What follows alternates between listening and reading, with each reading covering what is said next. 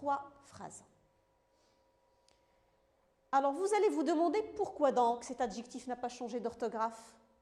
Eh bien, tout simplement parce que c'est un adjectif composé de 2 éléments, contrairement à ce qu'on vient de voir pour l'adjectif de couleur simple. Alors, je vous donne d'autres exemples. On a bleu ciel, bleu marine, rouge vif. On a aussi gris cendre. Comme vous pouvez le constater, ce sont tous des adjectifs qui se composent à chaque fois de 2 éléments, parfois de 2 adjectifs, comme pour rouge vif. Ici, vous avez bleu ciel, qui est composé d'un adjectif de couleur plus un nom. Bleu marine aussi, vous avez adjectif plus nom. Et blanc cassé, on a 2 adjectifs. On a encore bleu roi, jaune citron, vert clair, gris vert et bleu vert. Alors, je vous invite aussi à observer l'écriture ou l'orthographe de ces 2 adjectifs, gris vert et bleu vert. Comme vous pouvez le constater vous-même, nous avons un trait d'union entre les 2 éléments de ces adjectifs, contrairement aux autres.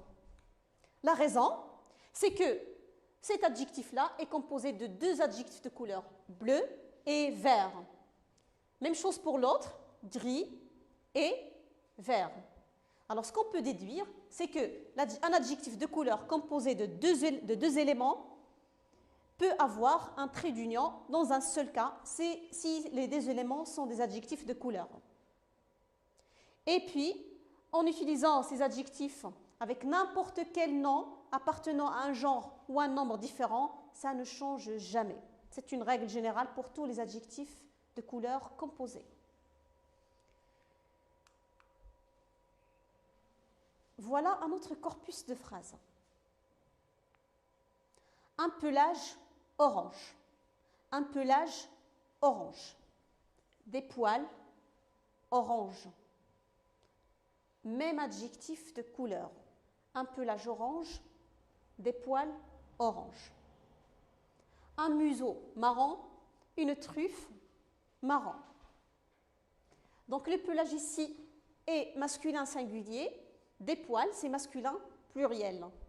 Pourtant, l'adjectif orange n'a pas changé d'orthographe. Il a la même orthographe, donc on n'a pas mis un S à la fin d'orange, normalement ici, comme on a vu tout à l'heure, pour les adjectifs de couleur simple. Même chose pour l'adjectif marron, un museau marron, une truffe marron. Une truffe, c'est féminin, et l'adjectif marron n'a pas non plus changé d'orthographe. C'est quand même un peu embêtant. Alors pourquoi ces adjectifs n'ont pas changé d'orthographe? Pourquoi on ne les a pas accordés? Bien que tout à l'heure on a dit que l'adjectif simple, rouge, jaune, bleu, vert, gris, il s'accorde en genre et en nombre, donc il change en fonction du nom qu'il qualifie. Eh bien, la raison, tout simplement, parce que ces adjectifs-là sont des adjectifs qui n'expriment pas à l'origine la couleur, mais ils sont dérivés de noms. Ce sont généralement des adjectifs qui expriment la couleur par l'image, qui font référence à d'autres objets. Par exemple, l'adjectif orange est inspiré de la couleur de l'orange. On dit une tenue orange comme la couleur de ce fruit. Même chose pour cerise. La couleur cerise, une jupe cerise par référence au fruit de la cerise. L'adjectif marron par référence à la couleur des marrons, les fruits qui proviennent du marronnier. Donc on dit une tenue marron, un habit marron, sans changer d'orthographe. L'adjectif argent, la couleur argent, c'est inspiré de la couleur du métal. On dit les cheveux argent, on dit des chaussures argent, sans changer non plus d'orthographe. Caramel, lilas sont aussi des adjectifs qui obéissent à la même règle, ça veut dire qu'ils ne changent pas en genre et en nombre. On dit une jupe lilas, une jupe caramel, des jupes lilas et des jupes caramel sans changer d'orthographe. Récapitulons. l'adjectif de couleur simple obéit à la règle générale des adjectifs qualificatifs. Ça veut dire qu'il change de genre et de nombre en fonction du nom auquel il se rapporte. Donc on a rouge, bleu, jaune, noir, gris, blanc. Je peux ajouter aussi l'adjectif roux, l'adjectif beige. On peut aussi proposer l'adjectif brun. On dit des cheveux roux. On dit roux avec un X à la fin. On peut dire aussi une chevelure rousse.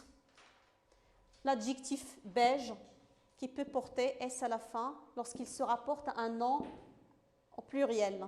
L'adjectif brun, on dit il a la peau brune, il a le visage brun.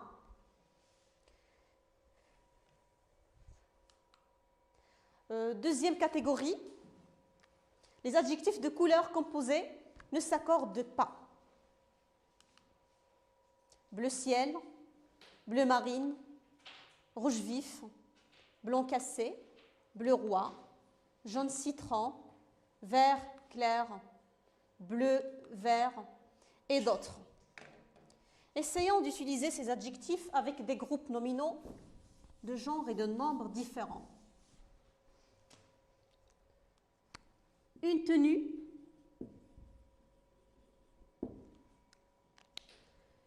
tenue, par exemple, jaune citron.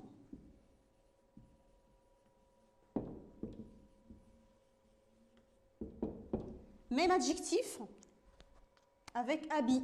Un habit jaune,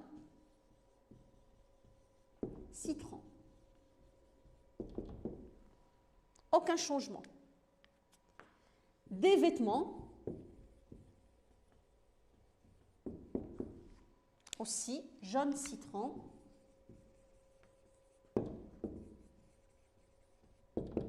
Donc l'adjectif n'a pas changé ni dans le premier groupe, ni dans l'autre, ni dans le dernier. Donc ici on a tenue qui est féminin singulier, habit masculin singulier, vêtements masculin pluriel, et l'adjectif garde la même orthographe. Donc je peux aussi utiliser n'importe quel autre adjectif composé, rouge vif, une tenue rouge vif, un habit rouge vif et des vêtements rouge vif. Passons à la règle suivante, c'est la règle des adjectifs de couleur tirés de nom, les adjectifs qui expriment la couleur par l'image. Donc généralement, ils ne s'accordent pas. On a l'adjectif orange, ensuite cerise, on a aussi l'adjectif argent, l'adjectif caramel, lilas et marron. On peut aussi les utiliser avec le même groupe nominal. Une tenue marron, par exemple, féminin, une tenue marron, un habit marron, ou bien un habit lilas, des vêtements marron, des vêtements argent, couleur de l'argent, donc aucun changement. Alors ce qu'il faut signaler, c'est qu'à cette règle, il y a une exception. Quelques adjectifs de couleur qui expriment la couleur par l'image n'obéissent pas à cette règle, ils s'accordent quand même. Rose, mauve, fauve, pourpre et violet. On dit par exemple une tenue rose, des tenues roses avec S à la fin. Une tenue rose, un habit rose, des vêtements roses. Donc l'adjectif s'accorde, c'est une exception de cette règle. Bien, j'espère que les règles sont très claires pour vous et que vous allez pouvoir effectuer facilement l'exercice proposé. Donc l'exercice est le suivant. Observe bien l'image et complète par les adjectifs proposés. Donc l'image représente un perroquet et vous avez les noms des parties de son corps à côté. Je lis le texte. Chez moi, j'ai un drôle de perroquet qui ne cesse de siffler toute la journée. Il a le bec. Donc vous cherchez l'adjectif dans la liste. Le cou, même chose.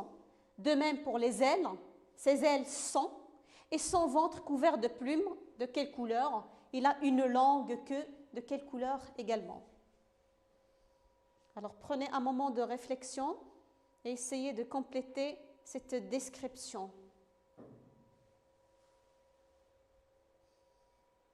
Bon, faisons le travail ensemble. Chez moi, j'ai un drôle de perroquet qui ne cesse de siffler toute la journée. Il a le bec gris, le cou noir, très bien. Ses ailes sont bleues, excellent. Et son ventre couvert de plumes jaunes, bon travail. Il a une longue queue de couleur bleue et je choisis l'adjectif convenable, c'est bleu avec E. Je relis le texte. Chez moi, j'ai un drôle de perroquet qui ne cesse de siffler toute la journée. Il a le bec gris, le cou noir, ses ailes sont bleues et son ventre couvert de plumes jaunes. Il a une longue queue bleue. Bien. Je te propose à présent un deuxième exercice qui consiste à accorder ou à réécrire les adjectifs entre parenthèses correctement. Donc, première phrase. Des canards au plumage marron avec des taches blanches cassées. Flottaient dans une mare. Ce chien a une truffe noire. Il a aussi des pattes blancs et une papillote caramel sur sa tête. Dans mon aquarium, j'élève des poissons bleus, orange et jaune citron. Alors, vous allez remarquer que nous avons dans cet exercice les trois catégories d'adjectifs. Adjectif de couleur simple qui exprime la couleur, adjectif composé et adjectif qui exprime la couleur par l'image, ça veut dire qu'ils sont dérivés de nom. Première phrase, la réponse. Des canards au plumage marron, adjectif de couleur tiré de nom. Donc il ne faut pas l'accorder, c'est faux, on dirait plutôt des canards au plumage marron, avec des taches blanches cassées. Donc ça ne se dit pas, ça ne se dit jamais, l'adjectif blanc cassé ne s'accorde jamais, il est invariable. Donc je dirais avec des taches blanc cassées, flotter dans une mare. Ce chien a une truffe noire. Le nom truffe est un nom féminin singulier, donc noir doit porter la marque du féminin, noir, E à la fin. Elle a aussi des pattes blancs, pattes qui est un nom féminin pluriel, l'adjectif blanche s'accorde, disons blanche avec un S à la fin. Et une papillote caramel. Caramel, on a dit tout à l'heure que c'est un adjectif invariable. Donc je dirais une papillote caramel avec un seul L sur sa tête. Dans mon aquarium, j'élève des poissons. Donc poisson, c'est un nom masculin pluriel. L'adjectif bleu doit s'accorder en genre et en nombre. Donc on va obtenir bleu sans E puisque c'est un nom masculin. Voilà, bleu avec un S et non pas le E à la fin. Orange, adjectif de couleur invariable tiré de nom. Donc on dirait orange sans S et jaune citron non plus, ne s'accorde pas. Jaune citron. Je relis le texte obtenu, la description obtenue. Des canards au plumage marron avec des taches blanc cassées flottaient dans une mare. Ce chien a une truffe noire. Il a aussi les pattes blanches et une papillote caramel sur sa tête. Dans mon aquarium, j'élève des poissons bleus, orange et jaune citron. Bien, j'espère que la règle avait été très claire pour vous. Je vous invite à consulter votre livret parcours aux pages 152, 153 et 154 pour plus d'exercices, pour plus d'exemples et pour plus d'activités d'application. Bien, merci pour votre attention. Donc, je vous donne rendez-vous dans une autre leçon, une autre